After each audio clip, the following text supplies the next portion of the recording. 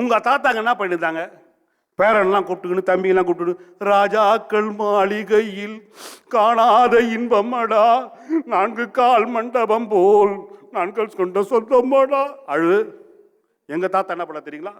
தாத்தா வராரு, தொகுறு விடா போறாரு, வரல விடா போறாரு, வாயில குத்தா போறாரு, எம்பி ஆக போறாரு, போயிட்டாரு. உங்க தாத்தா ஹாஸ்பிட்டலுக்கு போனாரு, எங்க தாத்தா எம்பி ஆயிட்டாரு. நம்ம நெல்லை ஜெயதா சார் சொன்னாரு, 4 நாள் வரி 4 நாள் வரி. எங்க கவிஞர் உட்கார்ந்துகிறார் ஸ்நேகன். ஒரே ஒரு வார்த்தைங்க, உலகத்துடைய இந்தியாவோட மக்கள் தொகையை கட்டுப்படுத்தினார் தெரியுங்களா?